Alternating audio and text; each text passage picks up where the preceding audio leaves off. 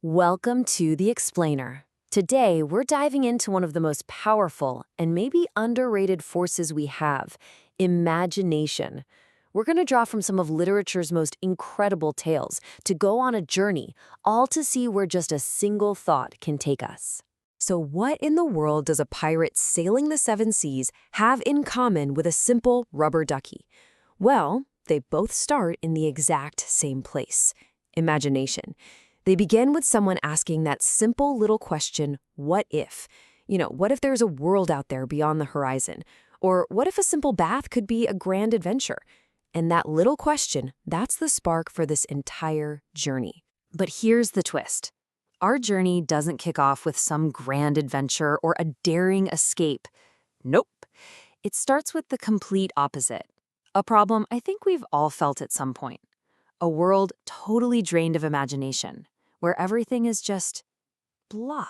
Let me introduce you to Milo. For him, the world is just this gray, joyless place. School's a drag, playtime is pointless, everything is a waste of time. He is well and truly stuck. And honestly, it's a feeling we can all relate to, right? That feeling of being completely, utterly bored. And this brings us right to the heart of it all. For a kid like Milo, who thinks absolutely everything is a waste of time, where can imagination possibly lead? That very question is his call to adventure. And you know what? It's ours too. So how do you break out of that kind of soul-crushing boredom? Well, as Milo is about to find out, sometimes the most extraordinary things arrive in a very, very ordinary-looking package. One afternoon, a huge, mysterious package just shows up in Milo's room. And inside, a genuine, honest-to-goodness turnpike toll booth, complete with signs, coins, and a map. The tag on it is simple, for Milo, who has plenty of time. I mean, that's almost a challenge, isn't it?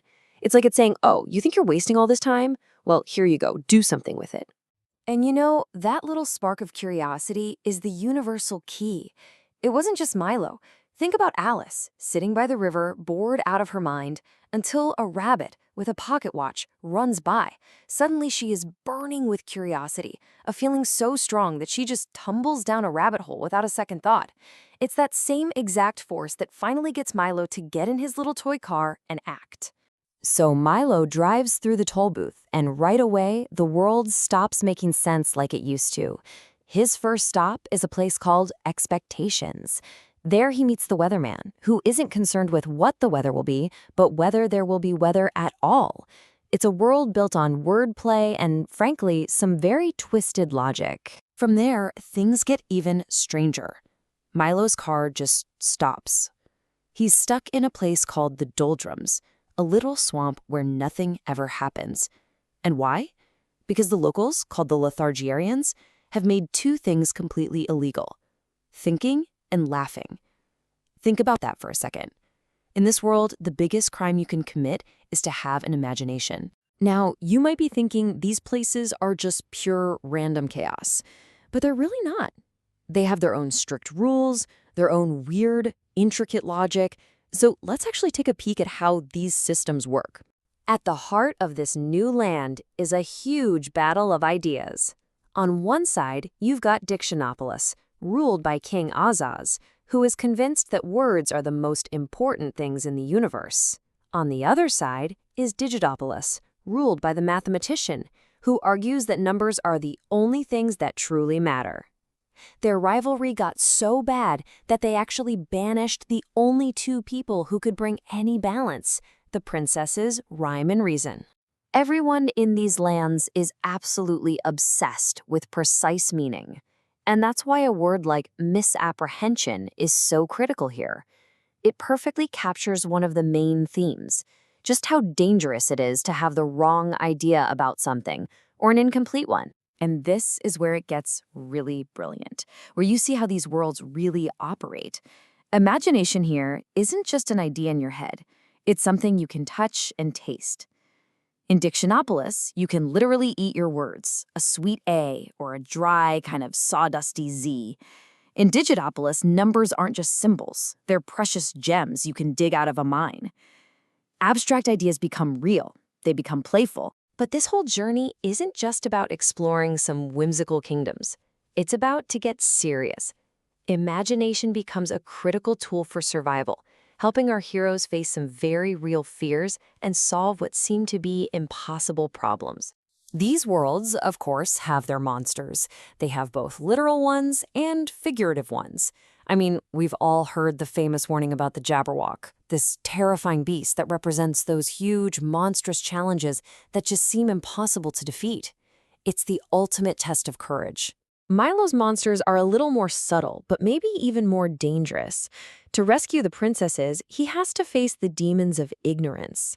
There's the terrible Trivium, who traps you with endless, pointless, petty tasks. He's basically the demon of procrastination. There's the demon of insincerity. And then there's the senses taker. These aren't just monsters in a story. They are the personification of everything that stops us from thinking clearly in our own life. Let's just zoom in on the senses taker for a second, because his method is just brilliantly evil. He doesn't attack you with claws or teeth. He attacks you with distraction. He uses a circus to steal your sense of purpose, amazing smells to steal your sense of duty, and empty applause to steal your sense of proportion. He literally robs you of everything that matters by overwhelming you with things that don't. So, after facing all of these demons, Milo actually succeeds. He does it. And it's only then that he learns the real secret to his quest. The task, for all intents and purposes, was impossible. But, and this is the absolute key, he and his friends didn't know it was impossible. Their imagination, their sheer determination, allowed them to do the one thing everyone else was sure couldn't be done. So, what's the big takeaway here? What do we learn from these incredible adventures?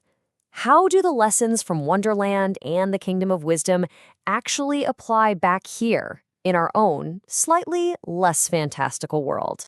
And this is where it all clicks into place. Imagination isn't just for kids' stories. It is the engine of progress.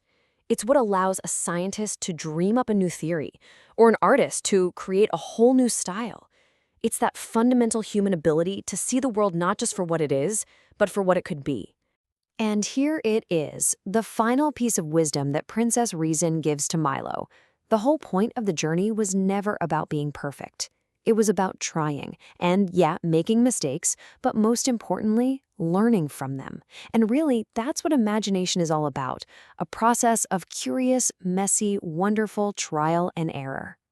And so, we end up right back where Milo began, with that package addressed to someone who has plenty of time. After seeing everything we've seen and where imagination can lead, the question isn't just for Milo anymore. It's for every single one of us. You have this incredible power. You have the time. So the only question left is, where are you going to go?